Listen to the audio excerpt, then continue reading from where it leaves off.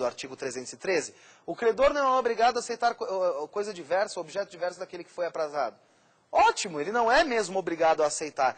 Só que o credor também não é obrigado a aceitar que o devedor, ou que ele mesmo, o credor, venham a agir com falta de probidade, com falta de lisura, com falta de boa-fé na relação contratual.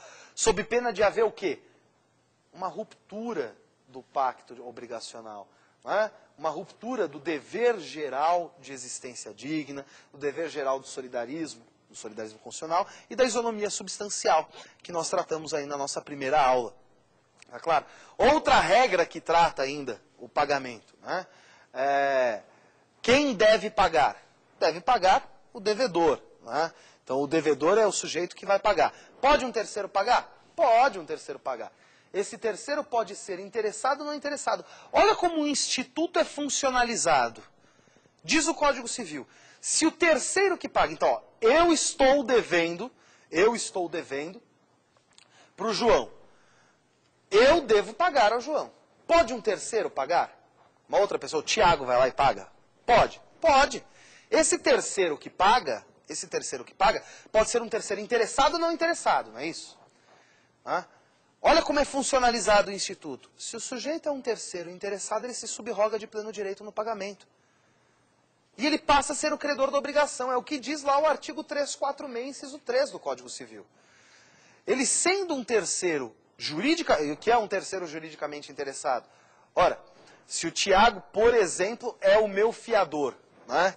Eu devo ao José e o Tiago é o meu fiador. É óbvio que se eu não pagar, quem é que vai pagar? O Tiago. Porque ele é o garante da obrigação. Ele é um terceiro interessado. Ele chega lá, quita a obrigação e se subroga de pleno direito. É o 346, inciso 3 do Código Civil. E a subrogação legal se opera ainda em outras duas situações. Quando o credor paga a dívida do devedor comum, para o co-credor, né? Ou quando eu estou protegendo o imóvel, enfim. Não só nessa regra, ou nessas duas regras, nós temos a funcionalização dessa situação e dos deveres laterais. Olha a regra lá do a quem se deve pagar. A quem eu devo pagar? Ora, eu devo pagar ao credor. Só ao credor? Não.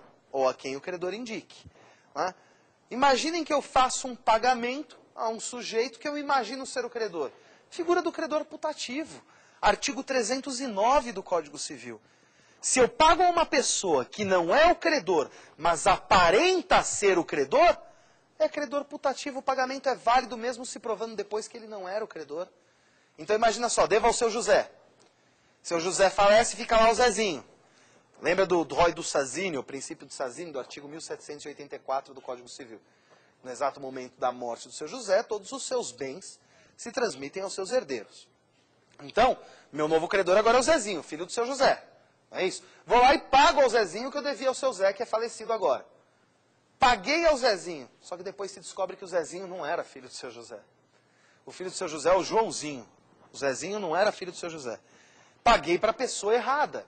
A regra geral diz que quem paga mal, paga duas vezes. Nesse caso, não. Porque era um credor putativo. Era um credor aparente. Olha, gente, imagina só, paguei para um sujeito que é incapaz. O sujeito é absolutamente incapaz. Ele é incapaz de receber, tudo bem? Ele é incapaz. E eu paguei para ele. Esse pagamento tem de ser nulo de pleno direito. No entanto, se o pagamento foi feito de boa-fé, olha lá o dever lateral, a boa-fé, a probidade inserida de novo no direito obrigacional. Se eu paguei para o incapaz de boa-fé e eu provo que isto se reverteu em benefício do credor, nesta situação específica, o artigo 310 diz, o pagamento é válido. Por quê? Porque houve eticidade, houve boa-fé. Tá claro? As outras duas regras quanto ao pagamento, que são o lugar do pagamento para dívidas quesíveis e portáveis, e momento do vencimento, o tempo do pagamento, o tempo do pagamento mostra essa funcionalidade. Mostra que os deveres laterais estão lá. Em que momento que vence a obrigação? A obrigação vence no momento em que foi aprazada. Mas pode ocorrer a antecipação do vencimento conforme o artigo 333 do Código Civil. Pode ocorrer antecipação do pagamento. Em que situação que vai ocorrer a antecipação do vencimento da obrigação? Ora, imaginem que o sujeito é declarado insolvente por via judicial. Se ele é declarado insolvente, é óbvio, eu vou esperar mais o quê para o vencimento da obrigação? Então, se esse devedor é declarado insolvente, é óbvio que é o vencimento antecipado da obrigação. Da mesma maneira, falido o devedor, é óbvio que é vencimento antecipado da obrigação. Então, são situações em que a obrigação vence antecipadamente. E uma muito específica, que é a recusa no reforço da garantia. O devedor me deu um bem em garantia, por exemplo, penhor, um crédito pignoratício, e por qualquer motivo a dívida cresceu e o valor da garantia agora já não cobre mais, do bem dado em garantia não cobre mais o valor da dívida. Eu vou pedir reforço na garantia. Se o sujeito não me dá o reforço na garantia, o que ocorre? Vencimento antecipado da obrigação. Então estão funcionalizados os institutos com base na eticidade, com base no solidarismo, com base na isonomia substancial. Tá legal, gente? Pois bem, quanto ao direito das obrigações, era esse o recado que eu tinha para dar para vocês na aula de hoje.